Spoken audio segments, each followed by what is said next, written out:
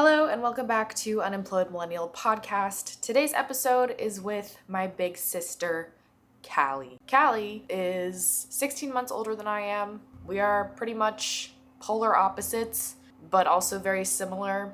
Growing up, Cali was extremely extroverted. She still is. She's probably the biggest extrovert I know. And I was the complete opposite. I was very in my own inner world, and I really took the guidance of my older sister. I would literally think in my head if I was in a social situation and kind of feeling anxious or nervous or just uncomfortable, I would literally ask myself, what would Callie do?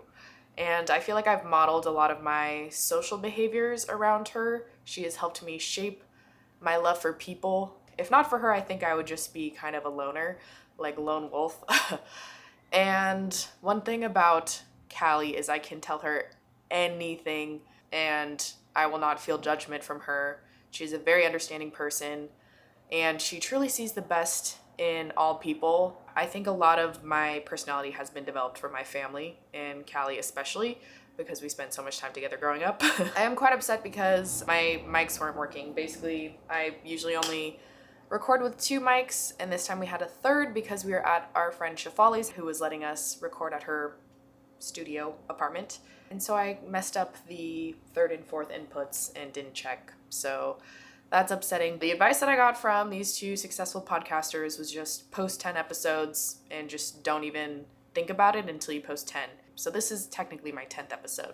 So I hope you enjoy this podcast episode with my sister, Callie. I'm going to try this new thing out where if I have footage, video overlay, I will play some music to signify to the audio listeners kind of that there's just footage in the background if you want to check it out. Right now I'm showing Shafali's apartment.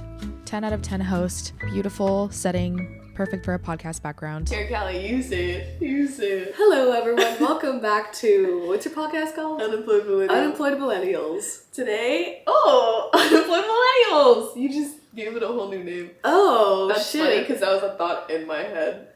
Whoa. And you just manifested it. So today, I have my sister on my podcast, and we're in New York City in Shafali's apartment, using her beautiful apartment as our set. Thank you, Shafali. Anytime. Glad to see you too. And Amory also said that we needed a moderator. Yeah, we need a moderator. Because Callie and I operate best in parties of 3. Or else one of us is gaslit. But it's just life. Yeah. Because I feel like it's almost like as if you're just another person in my brain. So you know how you can just gaslight yourself sometimes?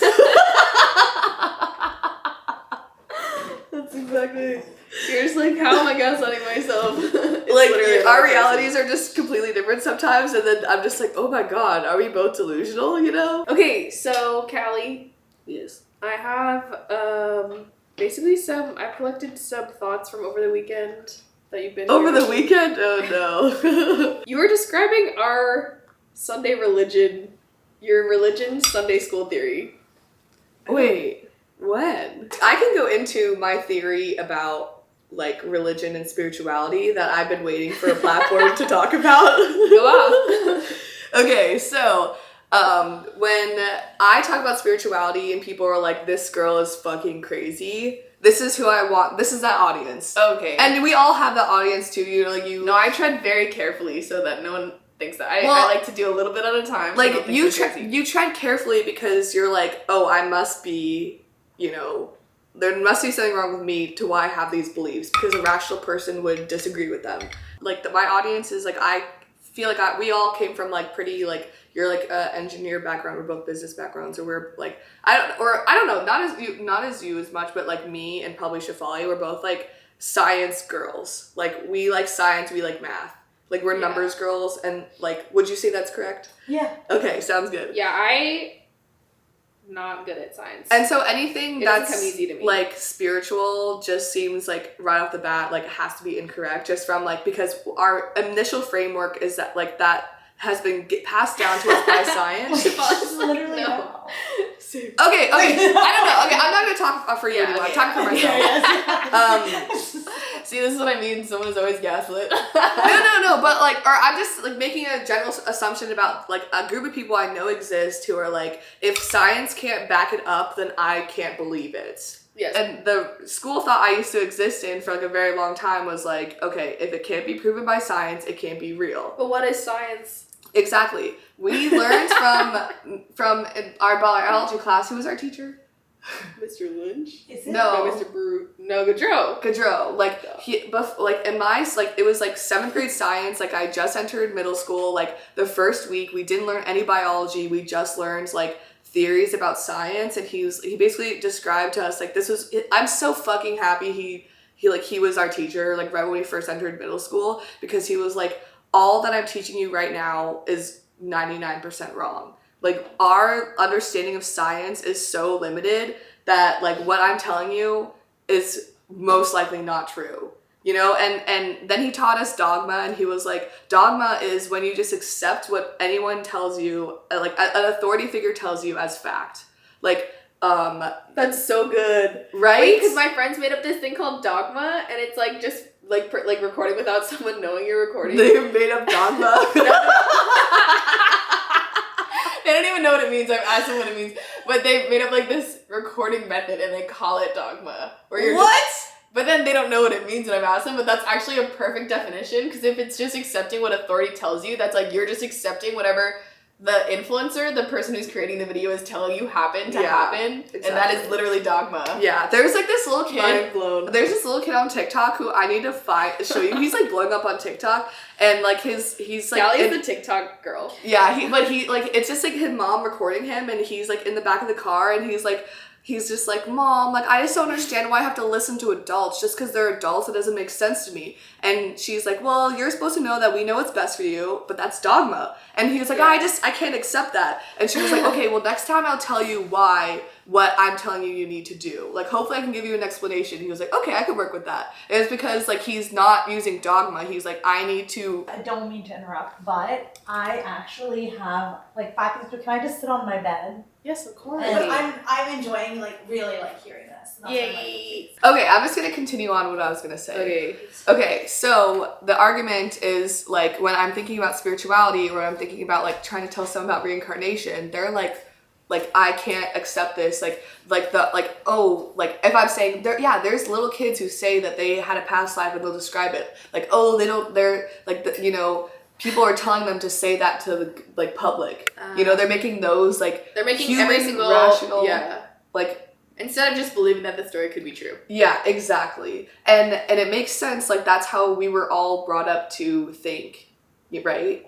Like, isn't that a fact? Like, that's who the people I'm describing. It's like we're all kind of brought up to think this way. Like, there could be a million explanations, and the one that makes sense is, like, probably the most likely. But in these instances, they don't make sense, because it's like, why would hundreds of thousands of parents tell their kids to tell people, the public, that they remember a different life, and, like, they, like, some, and, like, why would they do that? And, like, why, the people who they actually, like, find the past lives and ask them deep, like, intimate questions that the kids say that they know, why would they be lying? Why would this all be in the news? Like, why would, like, someone make this story up and publish it in the news? Is that a rhetorical question? I mean, but if that's, like, if they can't accept that the kids just had a past life, that's, like, that's the next logical answer that they need to accept, and it's just, like, so crazy and outlandish, right? So, like, what I'm saying and what we learned, like, we have to understand is, like, our understanding of the world is so incredibly limited that, if you're thinking in that I can only believe what science has told me, if you're only thinking in that kind of way, you're limiting yourself as, like, a community, as a society. Yeah. I think that's what the last, like, few years, or, like, this next, like, level of ascension has taught, is that things change so much every single year. Yeah. So it's like, and we have only experienced, like, exactly, this amount of it. and that's like really hard for people to grapple with. Like, when people were like, I don't use TikTok because that's from the Chinese government. I'm just like, someone is telling you this, and, like, you can accept this dogmatic piece of information and not use TikTok. Literally, just, like, they're controlling your mind by telling you can't explore. I think any algorithm can control your mind. Okay, but has the potential to control. Okay, your mind. yes, but, like, you also. Okay, well, first of all, I would like to say that I didn't finish the thought, though. Okay. I'm just saying that you have to be able to go on TikTok and discern for yourself. Yeah, that's what I was saying. and collect more information. My reaction was that I wasn't raised to just not accept someone's answer. I was raised to see who the person, or in my life experience, to see who the person was that was talking, if I trusted their credibility and then believe what they're saying. Yeah, that totally makes sense, and I don't think I believe. I think I was growing up the same way. But the thing that's cool about both science and spirituality is like you can crowdsource this information. Like you can crowdsource all of the kids from around the world who have like claimed to live a past life, and like now it's not just like one person, it's like thousands and thousands of like kids, you know. Can you tell me about glacial silt? Okay, so Amber's asking me about glacial silt because I know I can't talk about my uncle like that. Just tell a story of why you think you have ADD, or like make it an ADD story. Okay, so for those of us who are out there who are probably women over the age of 24 who have undiagnosed ADHD. 24? Just kidding. Or it's like, I don't know, they're like mid-20s. Or something. But like that's like a segment of people who are typically undiagnosed. Yeah. This is how you know you have ADHD. You're at a family boat trip to tour a glacial cruise. It's 222 right now. And and the speaker is telling everyone what the glaciers are and like how they got there and like everything about just like glacial information to keep you like to know why you're on this tour, you know, like know why this is so cool. Ice. Yeah. You get a piece of ice and then like you put a quarter in it and then it like melts it with the heat that transfers from your hand, you know, like all this shit is interesting, you know. So like I'm like I don't know. I don't think this is a very interesting story for your podcast, but like I just like was fascinated by everything that this tour guide was saying, and then at the very end, my uncle was like, "All right, everyone, like, can you tell me one thing you learned?" And like no one knew anything they learned. It just all like went past their heads because they didn't care about it. But I was just like so fascinated. I remembered like the entire thing, and I just like recited it to him, and he was just like, "Whoa." It was funny. Okay, I thought that was a good story. She tells it in a different way, but I think that my takeaway from that was like, well, you know, you have ADD. Yeah, sometimes. Like I can't choose what I'm interested in it. Yeah, you know? Yeah, we were actually talking about this for my own creative endeavors where she was helping me out in childhood and then she just lost interest. Yeah, you said that when we grew up. This is actually good background for your audience. Like when we were growing up and you started your podcast, you started your YouTube in middle school, like, I mean, I wasn't immediately into it, but then you kind of shared it with me. I feel like you didn't really share it with me at first, but then you finally did, and I was like, oh, this is so cool. And especially it was like makeup, and I was super interested in learning more about makeup because you knew way more about makeup than I did. And like I was like, I need to get involved in this. And then like I saw your 17 magazine like submission video, and it was so good. Like that was like one of my favorite videos that you've made. And then like you would tell me all these like little challenges that you had to do for it, and then I remember just like helping you. Like the only way first of all, your ideas were so much better than what I was gonna do. I remember you had me paint like the side of my face with like green eyeshadow paint that was like glittery. Yeah, which is perfect for the chat because it was 17 magazine. Yeah, it was like their beauty. I was the reason why she got second place. Yeah. All the videos were so good when you were helping me, and then all of a sudden one day you didn't just decide to stop helping me. Yeah. You would say like you would help me, and then you just wouldn't. Like when it because I wanted to help you, but like my ADHD like it wouldn't let me because I just wasn't interested anymore. So I wanted to be there for you, but I was just like, I don't care enough. You know? I didn't know that. I mean, you were recently diagnosed, but we all knew like you had something. But I interpreted that as like, oh, you just don't care about what I'm trying to do, and like you pulled away from like such a crucial time when I was like, I need your help now because that's what I was used to, and the ideas and like the videos are so much better, and then you just abandoned me. Yeah, but also like when there's a prompt in front of me, that also really helps. You know, it's like I have these like limited.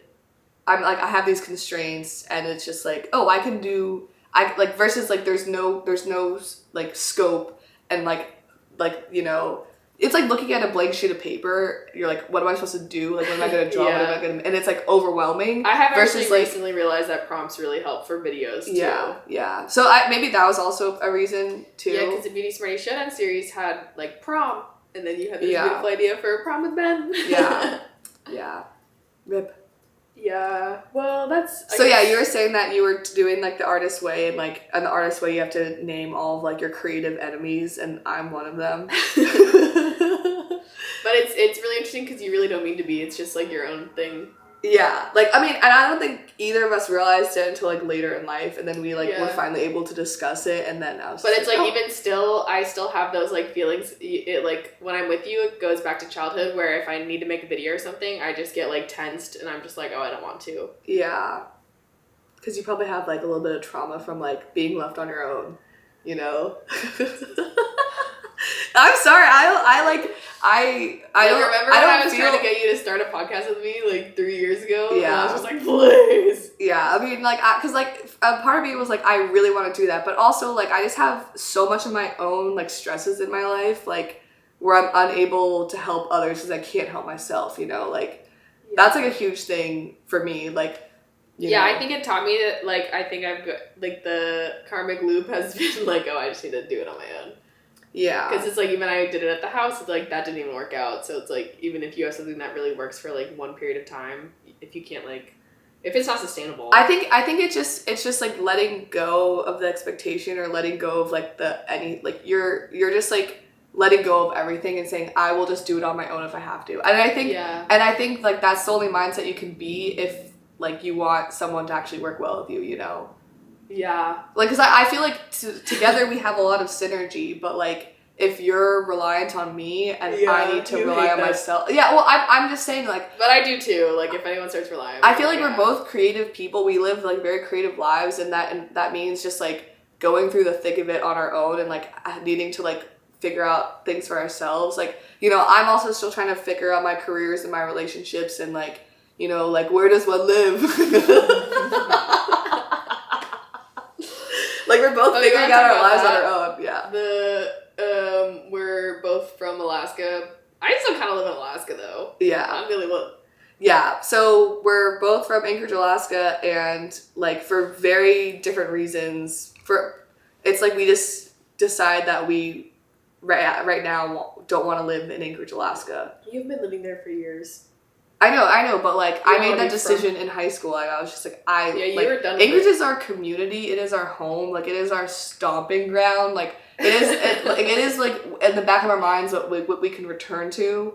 You know, I returned there for like the last like. No, and I do too. I feel like I lived there for like 2 months during COVID, and like that was super nice. But like, it's our like sanctuary. But like, I'm also like, again, like I'm just trying to like live my life and figure out my life to the best I can. So that means like living in a city with like way more people and like, you know, a way more diverse in a different way, but just like people from all over the world, you know, like that's where I want to be. And even if it's shitty, like I just want to find that out for myself, you know? So like, I'm just like, okay, I need to move out of like Anchorage, Alaska, and I need to move to the South. And I only applied to schools in the South, so I was like, let's start there, you know? And like, I mean, we've explored the West Coast a lot. Like we grew up in like Washington. We have like family in Washington, and like it's closer to get to. So I feel like I'm like familiar with like the West Coast, and I'm just like, East Coast, what's going on over there, you know? I like the East Coast. I feel like I have a loophole where I only come like a little, like for months, like a month at a time. So it's like, I don't have the stress of like needing to pay for that expensive ass apartment. I don't know. Because I think that is stressful. Like when I was living here, I was paying $3,000, and that's like stressful. Like I couldn't cover that. Yeah. Yeah, this apartment's like over $4,500. Yeah. And most apartments are for like the people, like most of my friends' apartments are like for like $3,000 plus. But like when you're thinking about it, you're paying for, again, like the most diverse group of, and like this like crazy, like you're living a crazy concept. Like there's no bigger city in the world than New York, right? We should look that up, because what about like, but also in terms of like diversity and also like power, like the United States is the most powerful country, and then like New York City is the most powerful city in this country. So like it's just like a, I'd pay for that sort of like, I mean, if I could afford it, I would pay for that just like atmosphere, just to like be around that, just like observe it, you know. Like everything though, is it sustainable? You know. No. I think DC would be more powerful. Yeah, well, they're both very powerful. See, That's I why like DC is DC a lot too. and that's why it's just like they're both rat race cities. What did you where think everyone... of DC? I really liked the lifestyle and the balance of DC. I think it definitely promoted a healthier lifestyle, and things were just like cheaper, right? Like Than I New think York. This apartment would be like Because you've been in New York for like 3 years now, right? I've been in New York for 4 years, but like the first apartment was a 70 square foot apartment in Soho. 70? 70 it's- square Yeah, foot. I went to that place and I was like, whoa, you live here, Shefali? It's yeah, like, but in a weird way, I think when you first move to New York, it It's an breaks you initiation. down. Yeah. Like, Yeah, it so true. literally hazes you. Like I got fired from 2 jobs within 6 months of each other. But then after that, like after the first year, it gets so much better. And Well, because you're like, I know I can do anything Yeah. now. like when I think of when anyone's ever like, why do you pay so much in rent? I think about the Soho apartment, and I think of like, this is just like, this is the way I want to live here. Yeah, you're paying for the life that you But also, I would pay for that kind of experience that you had. Like, that's fucking dope, you know? Like, you've That was done like less things... than $2,000. Like an apartment that was $1,600. Wow. So- Yeah. Yeah. It just shows you. I think that's actually a very pertinent discussion, like where to live. Where does one live? Do you see yourself living in Alaska long term? I don't know, because it is like a really hard place to live, but I love living there. But it's like I really would like to just split my time like doing, like I really think like New York, Alaska is like a really cool balance. I could see you doing half and half. Yeah, but then it's like, I don't know, like you can't really do that super long term, I don't know.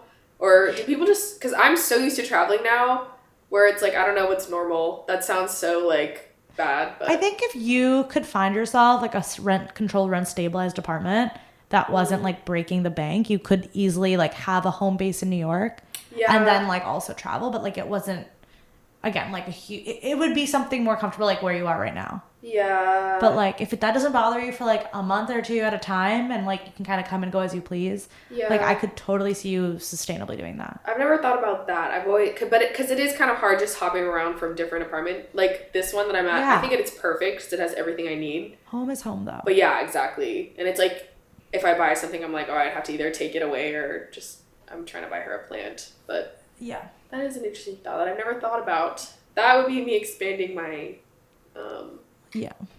world for sure. And like worst case, you sublet it when you're not here for extended Yeah. periods of time. Like it's not like you couldn't sublet. the Yeah. apartment. People, you Yeah. probably wouldn't have like so much stuff that someone couldn't live in it. Yeah, because I've been subletting people's. Wait, are you talking about moving here? Yes. Just like having an apartment that's not like crazy, like finding like a rent stabilized, rent controlled apartment. Yeah. That, No, like- one of my friends, Liz, she lives in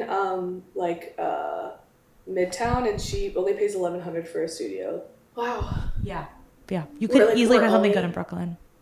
That is funny because I think I paid like $1,100 or something my freshman year at USC, and I thought that was crazy. But rent is just so high now. It's like, it's crazy. Rent is too damn high. Okay, let's talk about, shall we, the childhood coin system.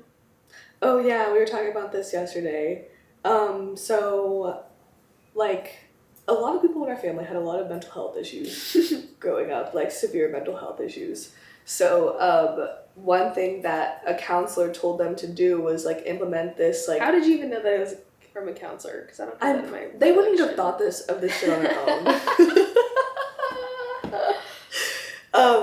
So we had this like system. My mom was like, "Hey, give me a bunch of stickers and markers," and I was like, "Okay, like this is weird." And she like drew out this like chart, and it was like 1 point soda, 2 points like, you know, Snickers or like something, and like all Small these gifts. things, like all these like small prizes.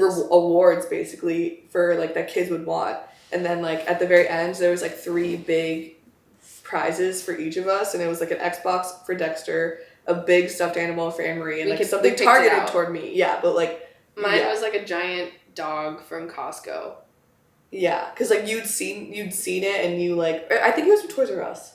Oh. You'd seen it and you're like, I want this, and it was like over $100, and so mom and dad were like, no, you can't have that.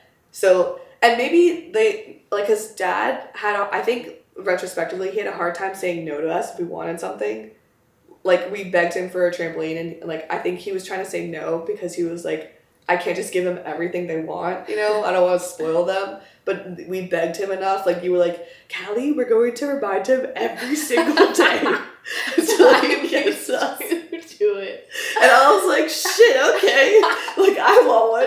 Because I feel like I wouldn't have begged for something. Yeah. I was going to say it was probably you, not like... And after everything, he'd be like, Amber, do the dishes. Not until you give us a trampoline.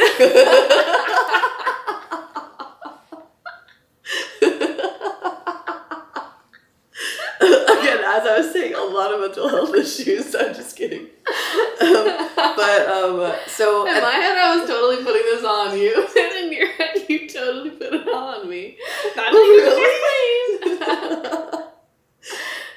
But then, so like then we would like do house chores to like earn points, and then like, you know, you could either save up all your points and like get something big like Anne Marie and Dexter did, or what I did was I just like would make a point here or there and then just immediately spend it on like Coke or candy or stickers. Yeah. Coke or candy. Like, I don't know. And so like it was just so fascinating, like thinking about this later in life. Like our parents did like the marshmallow test on us, but like a deep like scientific like psychological study on us, you know. And like we're actually the ones studying the results years later.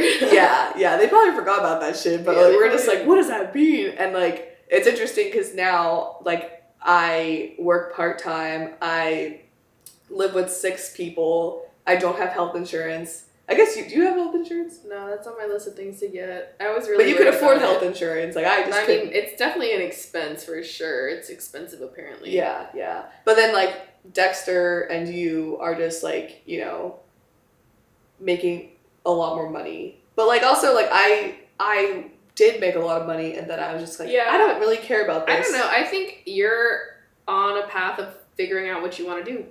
And like, I didn't make a lot of money for like 5 years. I'm just now making some money. I agree completely with that. Because I had your path just earlier. Like, I was like working whatever job, like substitute teaching or whatever, little dip-in jobs. Yeah. Yeah. Like, I think I mean, we both obviously had the same first job, and I definitely left very intentionally and I took a pay cut for it. Yeah. But like intentionally moved to do more like startup corporate instead of corporate stuff. But then to sustain my lifestyle, I was like, this is more important to me. And I went back to corporate versus you are like really looking for your true calling and your passion. Like, I don't think my job right now is like my true calling. It's a great job and it's definitely like the right one for me right now. But I think you're looking for something very specific. Yes, I agree, but I feel like I should be doing it more the way that you're doing it, where you're still looking, but you're not too, like, I'm just too fucking lazy to play, like, corporate charades. But I'm not looking for the same level of specificity as you. Yeah, but I'm also, maybe I'm just being so specific because I'm just like, I'm literally too lazy to hold a corporate job or work not part-time, you know? Like, I'd rather not have any money to spend on clothes and just, like, live with 6 people and just, like, not work as much. I don't mind it. You love it. You love it. Like, that's you like it. I mean, I would love a bigger budget for clothes. For That's sure. all you want. Everybody wants a for bigger clothes. budget for clothes, but, like, I don't even still have budget for, like, I hardly ever spend money on clothes. I don't spend money on clothes, yeah. Yeah, we should all spend, no, we shouldn't. We shouldn't spend money. We should go thrifting we will more. be able to. Just not Yeah, that's how I'm like, but there are times where I'm like, I do need to like I probably should at least like predetermine that I should spend this amount of money because sometimes I just won't spend any money. I love when I feel like I spend like $100 every like 3 months on clothes, and I just do one big order on like a few big orders, and I'm just like so excited. I was actually forced, or not really forced, but like I was able to buy a bunch of clothes for free because the airlines like they lost my bag, so I had to go on like shopping sprees, and then I noticed, I was like, wow, I just never go shopping, so I was just like trying to get it done, but I was like, I need to buy more clothes. Yeah, when the airlines lost my baggage when I was in New York, and I bought like 8 pieces, and I realized like I wore those pieces at least once a day. Yeah, like something from that. Because you actually buy something that you want because you don't have the guilt of a price tag associated. Like versus buying something on sale. Yeah, you have a very abundant mindset. Yeah. So like I didn't even get reimbursed for one of my bags, so I'm like, whatever, I don't care. I wear this shit like every day. It's fine. Yeah. It's worth it. Okay, I have some different topics. Can you tell us about the glass room? Okay, yes. The glass window. The glass box theory. Okay, Thank yes. you very much. Did Okay. you make this up yourself or did you find this somewhere? I mean, I think it's a pretty... Oh, you said Fahrenheit 451 glass building? Yeah, so like in Fahrenheit 451 or whatever. Maybe it was a different book, but it was like one of those dystopian novels where... Bradbury? That we... What? Is that the author's name? Never mind. Oh, I don't know. Okay, sorry. But one of these dystopian novels that we read in high school, they lived in like glass boxes so that everyone can see inside your house like what you're doing and stuff like that. And I've just used that as like a metaphor. Like we all kind of live in glass boxes right now, and I definitely see it. Like I'm 28 years old, but I have like a lot of friends who are in like their early 20s, and like I feel like they're much more affected by it than like millennials are. Gen Z. Yeah, millennials, like we all kind of started, we all met our friends, like our very first friends we met offline. But now I feel like people's very first friends, they meet like in a hybrid online setting, you know? So it just very much changes everything. Distorts your perception of the person. Or just friendships in general, you know, so yeah, what I mean is like we all live in a glass box, like we're all on social media, and so like we're all a lot more, we have a hard shell around us of like presenting the right way to people and presenting the right way on social media, and like... Yes, because when we were growing up, we didn't have this glass box. We just had a box that no one looked into. Exactly. Like it was like you're not as seen. Yeah. Like people really care about like what their job title is and like having money so that they can afford like a certain aesthetic, a certain like... From a certain place. Yeah, I feel like I haven't been around it this weekend, so like I can't like think too, like I usually have like a million examples that came up like that weekend that I could like share, but I will say it is interesting because I felt very validated because Tim Ferriss had an episode with someone who I don't remember his name, but I just happened to be listening to it passively when I was in the airport, like literally coming to New York the last time I was here, and he was saying like 1996 is the year of the cutoff because that is before, where in middle school you grew up with an iPhone and prior you just didn't, and that literally like affected everything. yeah. And he was saying like the comparisons of like Gen Z has higher anxiety, has higher depression, but it's literally all attributed just because they've had and been more online for like a longer period of time. Yeah. Okay, another thing on that exact same topic is that iPhones just immediately give you answers to everything. So I think that definitely does probably relate to their higher levels of anxiety. Because if you can always know something, when you don't know something, you're more anxious, so you have less comfort not It knowing. makes it harder to be present. Like I remember one time I was reading The Power of Now because you told me to read it, and that was the only way to not perceive everything online is to be present in the now moment, and then that all goes away. But it's a very hard point to get to that point where you're like, oh, if I'm just present, then I don't have to be concerned about this whole online world, this whole glass box that you're putting out for yourself. And to go off of that Shafali's point, like when you have everything at the tip of your fingers, like, you know, people are always like, you can learn code any day. There's more pressure too. Yeah, and then you feel like I could be doing something any single moment. Yeah. Versus like you don't have a phone and you're like... I think I had that overwhelm because like that takes like a long time. You literally can do anything. You can go any direction. Like I tried doing coding. I've like been making YouTube videos, and it doesn't like allow you to just like sit and read a book because you're like, oh, I should be doing like a million things at this exact moment. Yeah, because you're seeing other people on their social medias doing a million things too, you know? And so you don't get those moments of like rest because you just feel like if you're resting and you're just chilling, then you feel like people can see that, you know? And that's like unsettling. And people just feel like they need to be on the grind constantly. Yeah. So, did you have more definitions or is it just glass box? Well, I thought of this weekend where it's like we live in a glass box, but our workplaces are black boxes. Like... Oh yeah, I liked this concept. It was good. Like you can, that's why it's like everyone always asks like, what do you do? What do you do? What do you do? Because like you want to be able to say what you do. You want to be able to tell people when you get promotions. You want to be able to tell people about like your corporate like holiday party, because those are all still like glass box things. But when it comes to your actual job, like it's a black box, so no one knows if you're miserable or if you're pursuing your dreams. Like, and that also creates like this toxic cycle where it's like, okay, like I will accept this miserable job where I make good amount of money so I can spend it for my glass box, so I can like put all these things into my glass box, and people walk by my glass box, they can see I'm living this like luxurious life, but then I just go back to my black box where you can't see that I'm like just like, you know, sucking dick at work. That's not the example that I was or like, you know, or just, you know, not doing anything that's like productive to the world, or even counterproductive to the world, or even exactly. So you know, it just, and that's how everyone's lives are now. It's like we all work in a black box, but you're not even stopping to take the time to think about it because you're just too busy feeding your glass box or shining your glass box. Because like all we really care about at the end of the day is like community, and like we want to be accepted into our community, so we want to make sure that like we're keeping up and that we're all doing the right things, you know. That's what it all comes down to. On my notes, I say I think find my friends is a glass window. Yeah. So I actually took everyone off except for my family. Yeah, and it's sort of like, what do you do? Because I have so many people, my close friends, or I mean, on like my find my friends. Is that what we're talking about? Yeah. And it's like, well, people can see that I'm just like at home doing nothing every single day. Yeah, you're really concerned about that, but I often do that.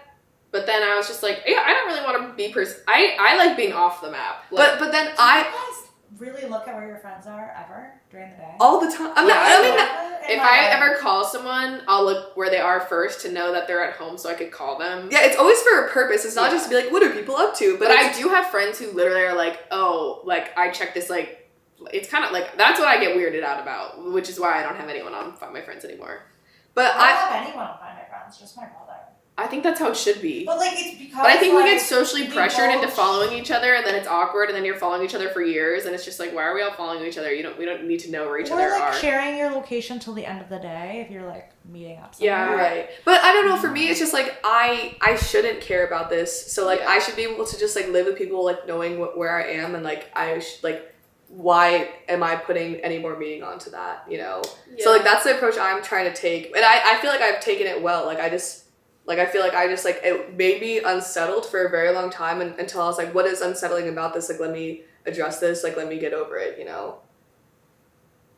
And like, I know I'm using it in like productive ways. I'm never like being like, what are people up to? Yeah. I'm just like, oh, like, are my friends going to this place that I'm going to? Or like, you know, are these people at this pregame yet? Like before I get there, Yeah. you know, like it's just, it's so helpful for me. So I'm just like, it must be helpful for my friends. And you know, like, when people see like that, like I'm in New York, like I've had friends who like, oh, I see that you're in New York, like let's hang out, you know, like stuff like that. So like like all social media and like all social like technology things, like there is just as many cons as there is to pros, you know, or pros as there is to cons. So like if we're just maybe sort of like, I guess like leveling with or trying to work through with all of, like the cons and insecurities and like the glass boxness about the cons, because like we can still exist in a glass box and just like learn to just be like, okay, like I'm not going to live for other people anymore, I'm just going to live for myself. And it could look that I'm living not a certain way to people's standards, but if they knew me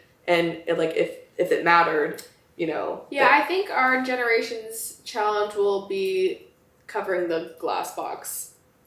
And living in a covered glass box. Again, your solution is let's just cover the glass box. My solution is like let's just like let's like work through all these insecurities until we don't care how we're being perceived, you know? Mm-hmm. Mm-hmm. Well, because I feel like that's maybe more accessible right now than covering the glass box. It's like, how are we supposed to get off of social media? Like I still want to interact on social media. I actually have this as rest and sprint. Like I think you do need a period of, like, I try to do this. But that's not living the, like, I feel like for me, living in the moment is, like, I approach every second of, like, what do I want to do today? Do I want to rest? Do I want to sprint? You know, like, you're in that flow where... Well, I think that there's an argument for a need for discipline, because that's the point I'm getting to, too. But that's also masculine versus feminine energy. Like, feminine energy is, like, floating around. Masculine energy is, like, we're making it from point A to point B. Yeah, but I think there's a balance of yin and yang. Like, I think that... Yeah, you definitely need both. Yeah. And, like, I'm trying to find the balance right now. Yeah. It's like, even for this podcast, like, I'd rather just have, like, a flowing conversation whenever, like, an amazing conversation comes up, but then it's, like, if I want to post weekly, I actually have to be disciplined about getting like a conversation each week, you know? Yeah. But I think maybe like to find like the balance, the yin and yang of like masculine and feminine, like you just have these interesting prompts that you have. And then I feel like that does stimulate conversation. And if one doesn't work, you just like, oh, let's move on to the next one, you know? Yeah. That is interesting how we were able to bring up all of my points in this, because I had rest and sprint on here as well as on my friend's class window. I randomly have interact without assumptions. But then I have a different topic too. Oh, yeah. Well, yeah. Because we were talking about like, again, like I just feel like sometimes because of social media, you'll have a friend, like say like you have a friend and you spent like a weekend together, had the best time ever. Like I want to spend all weekend with this person every weekend. And then the next weekend, you become so busy with other people who you also feel like are your best friends in different ways, and you're posting pictures with them, like showing how much fun you're having with these other people. Your friend is like, whoa, I thought this person was my friend. Now, like, I see because of her glass box that, like, she's off with all these other people, and now you get, like, insecure about the relationship, and all these things happen. And I feel like that's so common in life, and, like, it makes us so anxious. I feel like that's why we're all so anxious, especially when you, like, wake up from, like, a night of drinking. Like, you're already so much more anxious, and you're just having all these, like, did I do something wrong? Like, now this person doesn't like me anymore. And, like, we get into these, like, mindsets. And I feel like one way that I found to, like, overcome that is just, like, making the assumption that everyone cares about you exactly as much as how you care about them, you know? So, like, I haven't seen you in a year. There's, like, periods of times where we don't see each other for a long ass time, but because we're sisters, we know that, like, I love you as much as you love me. So like, I want to take that sort of, like, template and put it and put it to all my other friends, you know? And, like... Yeah, but sometimes it doesn't always work that way, because sometimes, like, you're feeling those thoughts because of that person's vibe as a friend. Yeah, for sure. Yeah, I think that everyone has a different perception of, like, what an ideal friendship looks like. And I think that determines more than just, like... Oh, true. I agree with what you're saying. Like, I don't see you for, like, a year or 2 years at a time, but, like, every time I see you, it, like, picks up. But that's because, like, we both have, like, a similar way of thinking about friendship, I think. Right, yeah. Where it's just, like, a good connection, but it's fine if it's, like... But maybe because our perspectives are healthy, and that's, like, the healthy... Because we're making positive assumptions about each other. But, like, if someone cares about you just as much as you care about them, and then they're making this, like, assumption that you don't give a fuck about them, and then they meet up with you, and then it's, like, an awkward dinner, like, I feel like that's a little sad. That's, like, money left on the table, you know? Yeah, I mean, I have friends that, like, I love when plans get canceled on me, and sometimes I definitely somebody who will cancel plans a little more liberally than I should, but, like, there are some friends you can do that, and there are some friends that will, like, rip your head off if you do it, so you just don't. Yeah, because they take it so personally. So it's like, it's almost, do you understand the nuances of a person? Because I think everybody, like, obviously has their flaws and their great things. So you're saying, like, if someone is going to take it personally, just, like, sort of work around them? Yeah, that's how I, at least, think about friendships. But I think I also keep a lot of friendships. Yeah, so I feel like I do, too. And I feel like I am working around it, but I feel like the assumption thing was, like, I feel like if we all just were taught this, like, if this was something that was, like, learned, because I think it genuinely works, like... Wait, actually, Cali is queen at this. Like, one time we had a really awkward family encounter, and I was like, this is really awkward because everyone was acting awkward, and you were just like, if you don't pretend that they aren't acting awkward, then they aren't acting awkward. Exactly, because you shape your reality that way. Like, if you're like, this isn't awkward, then other people will be like, oh yeah, I guess this isn't awkward. Like, I guess, like, you gaslight them into believing that's not awkward. I think there are people that think most things are... There's a lot of people that think a lot of things are awkward. Mm-hmm. Yeah. Like, they're just people that, like... And those people are miserable to be around. And they're miserable to be around. Yeah. They constantly make assumptions. And those are the people you also cannot cancel things on. Exactly. But also, we've all fallen into that trap, too. Like, I've fallen into that trap where, like, I don't know, like, you're, like... You start to believe that, and then it happens everywhere around you, and then, like, I don't know, like, so... Yeah. I think it is coming from a scarcity mindset. Well, it's also, like, maybe someone just really burned you, and, like, then you're a little bit, like, you approach that like you're like, this is my reality, you know, like who knows? Yeah, I don't know. The people that I know who do it, at least I can think of like very, very specific people in my life that like definitely exhibit this trait. Like, Same. I don't think that they come from a place of like being burned. They just come from a place of just like, that's like how they carry themselves. Like, yeah. They're a little bit more on the judgmental side usually. And it's not that they're not positive. It's just that like, they're more critical about everything. Yeah. They're just, you know, and it becomes toxic around you, you know. Totally. Yeah. Like, they're not like the people you go to like relax after a long day with. Like, there's somebody who you have dinner scheduled with like 3 weeks in advance at 7:30 p.m. Yeah. And rip. What? Like, okay, I guess I see you like that, but that is so very true. facts. Very true.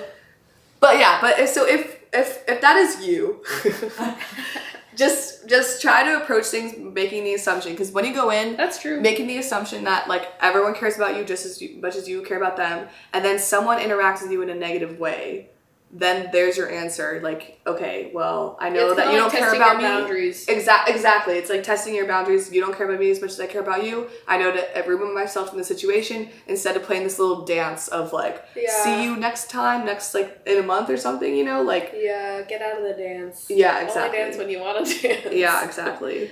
Oh wait, should I ask you what the same questions that I asked mom and dad? Oh yeah, sure. Okay, what do you think was the easiest? What are you most proud of me for? Or what do you think is my proudest moment? The questions were all about me, by the way.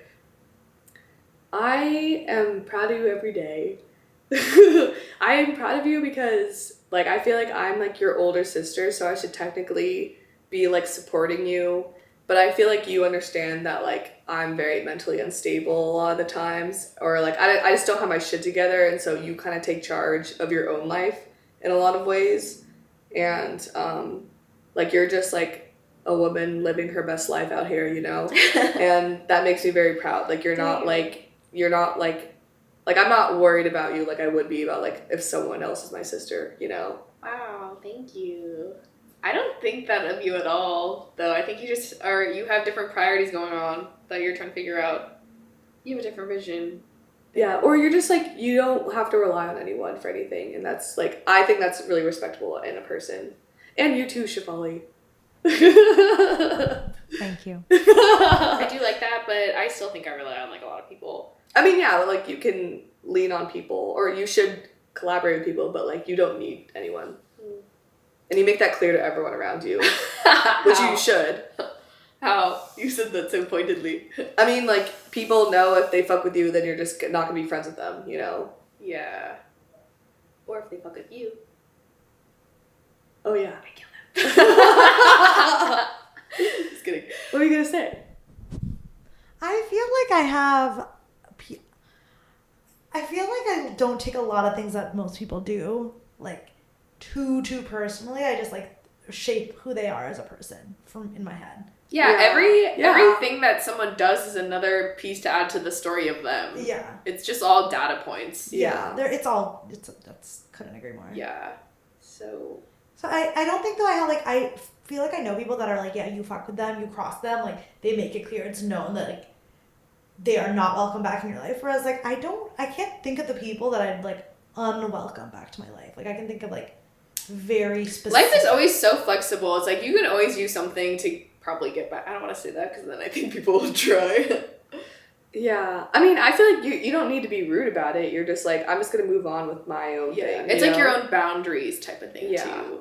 Like, I feel like I've always done that with people, and it's until when people don't understand your boundaries and they're constantly, like, not respecting them that I'm like, I finally give them a formal text, like, I'll be cutting you out. You always give them a warning, though, I think. Yeah. Like you state your boundaries, and then if they cross, it's just like, okay. Like, I give people, like, a lot of chances, you know? Yeah, me too. Like, I'm too just many. almost too many, yeah. Me too. I'm just like, oh, but they're doing so well, but then, like... I think we always see the best in people for the most part. Yeah. We try really hard. Yeah.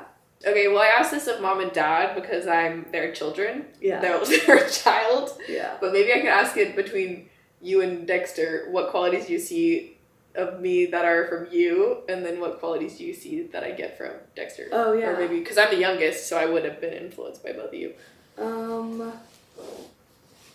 From Dexter, I feel like you guys are both like sometimes like lone wolf energy, and like obviously like really hardworking, and like, you know, both of you sort of like are just like you're servants to other people. Like you're looking just to help other people in the world. I mean, I don't know if that's the same about me, but like, and then for me, and then you guys are both introverts too, I feel like. And then for me,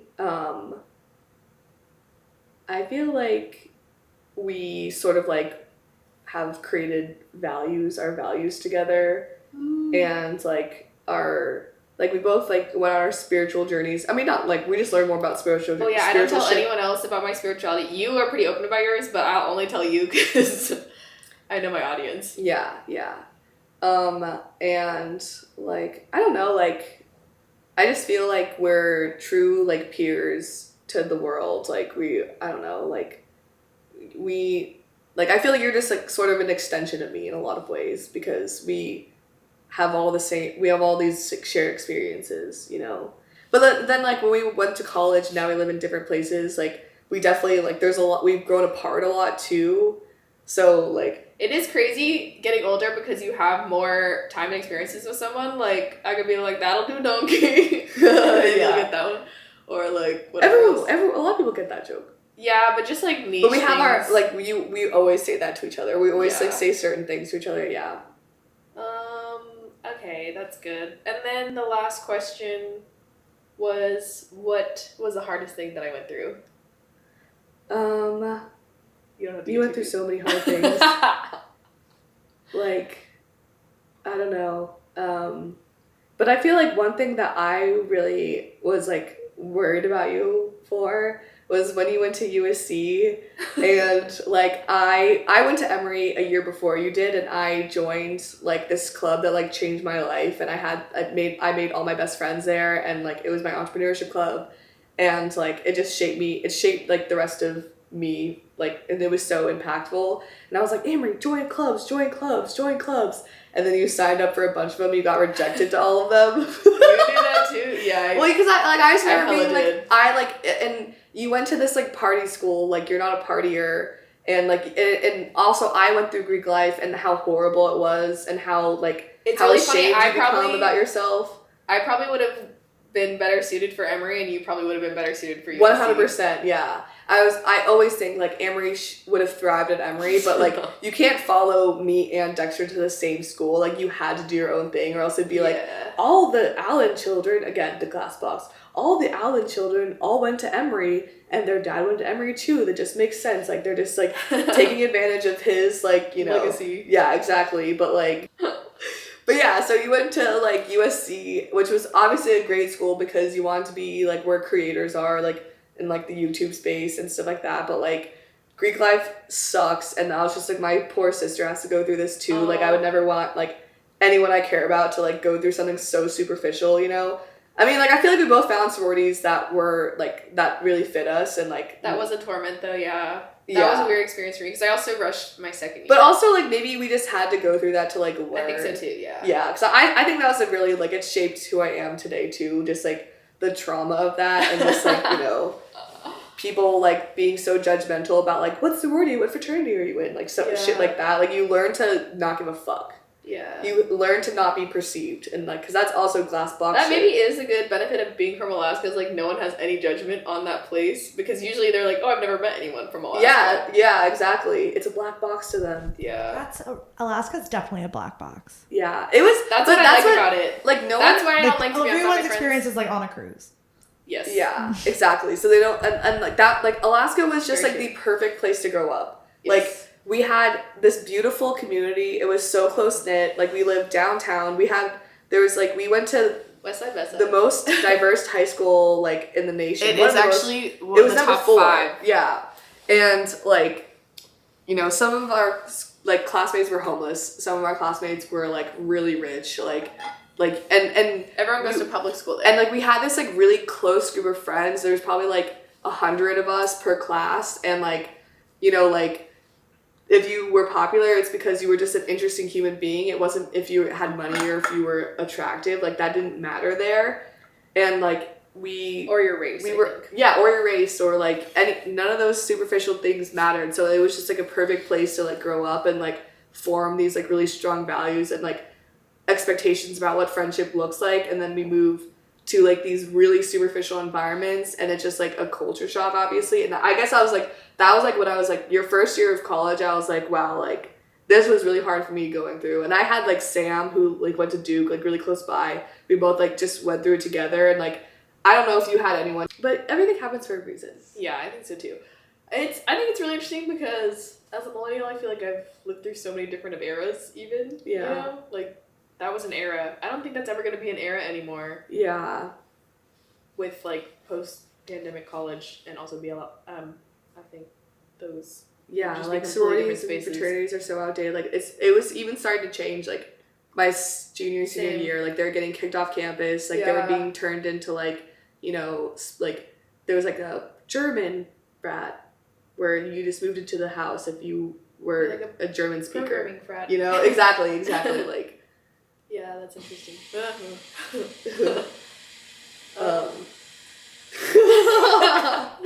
Are the culture of frats and all that stuff changing now? I in think college? so. My intern goes to USC, Ariana, and she was like, I just don't see that at all, like, in campus. Thank I'm like, that's God. so crazy. And I remember, like, our dean would come in and have discussions with Greek life about, like, changing the way that Greek life was. And I remember being like, fuck this guy. Like, he's trying to change. One of them? Well, because, like, I mean, like, there also are, like, a lot of benefits to it. Like, I did meet, like, my best friends. Yeah, but yeah. And also, like, our sororities, like, we had, like, $400 dues, like, once a year. I think or USC's once a were semester. more. Yeah, but, like, it wasn't that much money, I mean, compared to yours, but, like... I was in it for, I think, a year, or maybe a semester. And, like, I took a everyone... leave of absence, too. I just joined at a bad time. I joined a year later, and then I took a leave of absence. Also, like, you went to, like, this, like, major party school. Like, I went to, like, a pretty nerdy school, so people were, like, a little bit... I mean, it still had its issues, but, like, we weren't hazing as hard as they were doing. Yeah, I don't think ours hazed at all. Like, we went through some, like, walkthrough, which was, like, interesting. But also, like, whatsoever. like, you didn't join until second semester, so, like, all my best... Like, and then, like, all my best friends ended up being, like, girls in different sororities by senior year, you know? Mm-hmm. So, like, I feel like it became, like, a little bit more lax, but, like, I wanted to find, like, people through, like, a club or, like, just getting to know people. Yeah, and I wasn't getting into any clubs. Yeah. I tried so hard. That's so fucked. Like, it is. I was actually just telling this USC kid who graduated, like, a year after me, and he was like, how was your experience? And I was like, it really took me back to that time, and I was like, yeah, I actually tried so hard. Like, because that's like you coming to a school being Yeah. so vulnerable, not knowing anyone, and then trying to make friends by joining fucking clubs or just like automatic rejection right on the first day. One of the clubs was like literally to work with kids because I love kids, and it was such a glass box like environment. Only like the most extroverted like cool people got it, but it's like those aren't always the people who are best with kids anyway. Exactly. Yeah, was there in-person interviews for any of these? Yeah. I can't believe Those this are rejections. What'd you say, Siobhan? I can't believe there are rejections for clubs.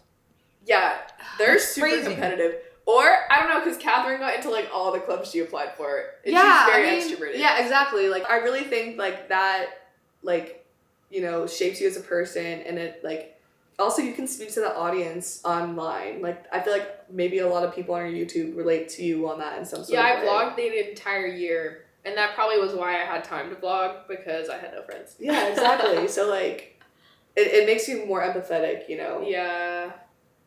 Yeah. What else do I have to say publicly about you? I don't know. But I am very proud of you. I know that a huge part of like growing up was like I had never understood what you were doing, and then I joined like a corporate job, and I was like miserable. And you had done a co-op at J&J, so you'd already like sort of been in that environment and like rejected it, you know, and like. And it's so hard, and that's so respectable, you know? And I learned, I appreciate it more and more every day, especially now that I've quit my job. I'm just like, dang, like, you know, like, Amory's out here just, like, really working on her dream. Like, not a lot of people do that, you know? Or have, like, the inspiration or know what they want to do, you know? It's interesting because a lot of the things I emulate from you are I'm just like, oh, if I were a creative person, how would Cali do this? Or, like, if I were a social person, how would Cali do this? Where it's, like, fake it till you make it environment. But it's interesting because you always understand best what I'm doing. The whole career thing took years to come around, but then you came around and you were like, wow, I see what you're doing now. Yeah. But you always get it the most, and you're always the most, you're like, you reinforce my creativity now for my ideas. Not in the actual act of doing it, Yeah. but for my ideas and like what I'm trying to do. Yeah. Yeah. But I guess you are actually helping it right now with the podcast. You're bitch. here. Yeah. I listened to Mom and Dad's and I was like, well, she needs to have me next. Yeah. Just kidding. Yeah, because I did emulate everything. And like I think the reason why I'm so invested in communities is because I saw you build yours and then I was just like, I can build a better one. I have better definitely. Should probably do have anything to add. Nothing to add, but first time being in a podcast. First time. How was it? It was nice. It was different. Can I show you it from bed? It was good conversation. Yeah. I'll show you from here from bed. Hello. Yeah, I would say it was definitely overall cool hearing all of the different flows of conversation, because like I think anytime us three do even like hang out, like it is true. It didn't feel forced. Yeah. It just felt like a normal like Yeah. way we all three chat about things. Do you like the evolution from do you think that you're still more YouTube, or do you think you're more podcast now? Oh, I like that question. I was talking maybe earlier, I don't think it was on the podcast, but maybe when we first started it, that I think there are a lot of opportunities to blend the worlds. Like even Sophia with an F, like she's very podcast to me, and she's like, I think new in the YouTube world, and I think that's really interesting. And then I think You need to get on TikTok. I love just You TikTok don't like now. TikTok. I don't like TikTok. You can't be. and I don't think want you TikTok brain. I guess I guess you want to be. I don't have. You love TikTok. I go on TikTok like probably 20. See, that's minutes why a I day. think that you should do my short form yeah, content, I'll do that because for money. I will say though, I was most stressed and concerned to release Mom and Dad's episode than any other episode, and I'm sure I'll feel the same way with this one, because there's just something about your family member. Like I'll probably edit this one highly, and literally I might censor some stuff. I don't know. It's a glass box. I mean, you're exposing your inner life to people. Yeah. That's like weird. Yeah. It's a lot. It's not just vulnerability. I think it's just like it's a lot of exposure. Yeah. Wow, this would be the perfect podcast setup. It's like you're the producer. Like we're just sitting on this couch. But like the Kardashians do it. That's true. And I love them. Love the Kardashians. I love them. Okay. What are you working on? I'm working on a dating app, which I can talk more about. Yeah, talk about it. Well, so basically 2 years ago, I was supposed to go to happy hour with my roommate, and it was when I was working from home, and it was during COVID too, or like exiting COVID, so we were still going to happy hour. We were just started going to happy hour. You're going to happy hour even if the world is gonna blow up. Yeah, let's be real. Just kidding. But and she canceled on me, and I hadn't seen it or talked to a single person all fucking day, and I was like miserable, and I was like texting all my friends. No one wanted to get happy hour. I was going on Hinge, Bumble, Tinder, just looking for someone who wanted to go to, and I felt I couldn't ask people like, hey, do you want to go to happy hour tonight? Like it was just too much. So I thought, and I just don't use dating apps in general, because like you go on there, especially with someone with ADHD, you go on there, you like match with like 100 people, half of them ghost you. That is living glass box. Exactly, but half of them ghost you, you ghost the other half, because they're just fucking robots at the end of the day. You talk to like maybe like 7 of them, and then you're just talking to a machine. It feels like you're talking to a machine, having like random discussions with them and seeing if it lands on a date. Yeah, so like it never, so like apparently like Hinge has like a 1,000 to 1 like to date ratio or something like that, which is crazy. Or swipe to like, I don't know, like swipe to match, I don't know, just like crazy ratios like that. So my idea is you pick a time that you want to go out. Maybe you specify, like you hit like dinner, you hit drinks, what you want to do, or maybe you can write it in like, is anyone trying to go to this concert tonight or tomorrow night or something like that. So you enter in your availability, you match with only people who are available, and I'm definitely going to use Anne-Marie's platform to get people to use it, to test out the product, to see if it would actually work in a real environment, because that's all I'm trying to do right now. I'm not trying to like launch the app, I'm trying to do like a MVP just to test the concept, to validate the concept. Did you have a question? Well, I want to not related to the conversation, for like an idea for you. Yeah. Is organic availability. Yes, exactly.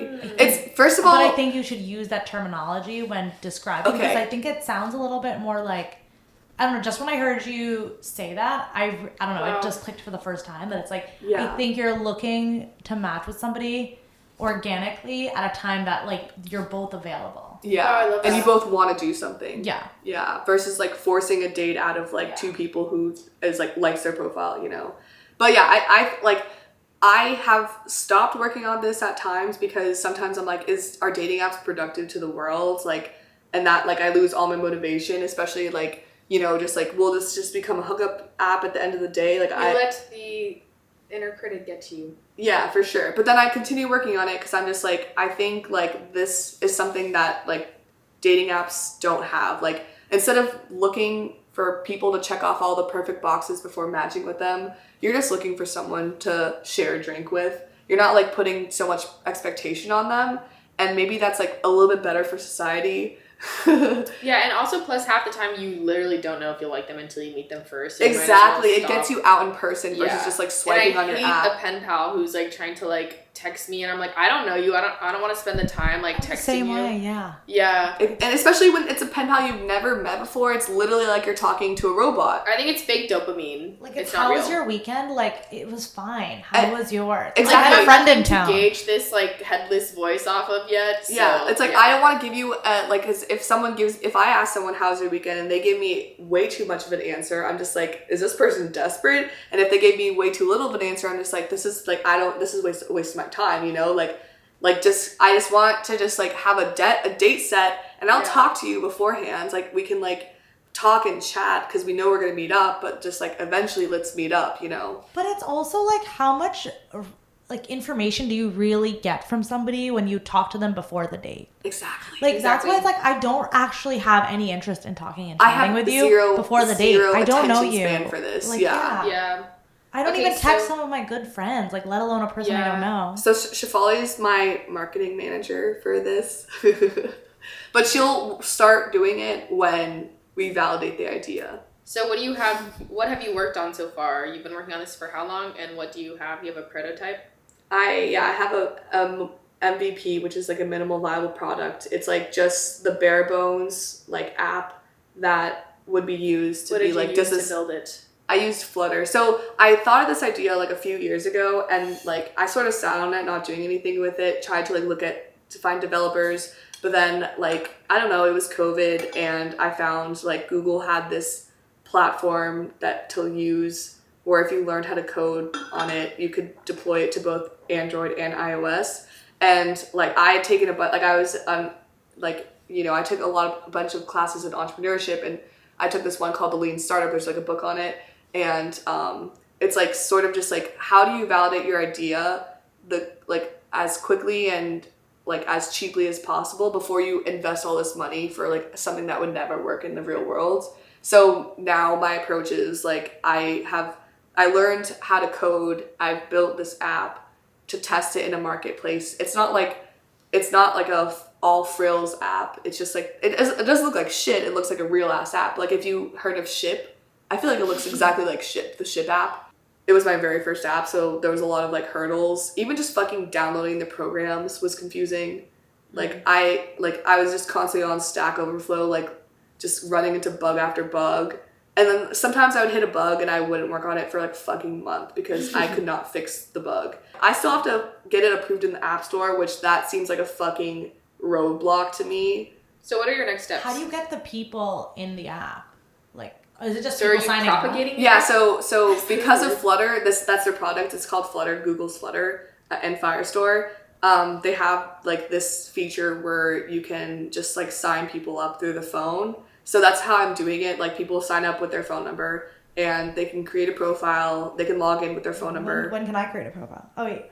So that's the next step. So like I have like one more thing I have to do is like I have to figure out the UI for like the match feature. Like when people match with each other, how do people like, first of all, is there a limit on the number of matches they can get for each of these time slots that they're available? Like all these different questions. That's what I have to solve next. And I'm not a UX person, so it's like a little difficult for me. So what questions would you ask to be solved next? What are 3 questions you have?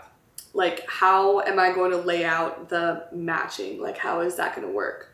And I have like a starter kind of like thing, and I'm getting feedback from a lot of people. That's been so helpful. Like I'll take the app in front of like a few of my friends, and they'll just pour feedback, and they're also hyped about it too. Like I can't wait to use this. Like, oh my god, you should have this so that I could do this. And I like, think you get fed too much by the external validation because you get so excited. Oh yeah. Well, that was a a whole journey of itself. Like before I even started coding the app, I would tell people about it, and every single person was like, "Oh my god, this is amazing! This is amazing!" And that was the only thing that would make me actually work on it. And then I had to go into this place where I stopped telling people about the app, and then just found like motivation within me. I don't know, like being an entrepreneur is really hard, and I think like it's also like, I don't know, I don't want to add that like being a woman entrepreneur is hard too, because that sounds stupid and like a low hanging fruit, but like I feel like, you know, like I'm afraid of investors. Like investors are gonna see me and yeah, like, I feel like until I have like hard numbers to prove to them like this app is a fucking great ass idea and it'll work. Like, so you're looking for an investor?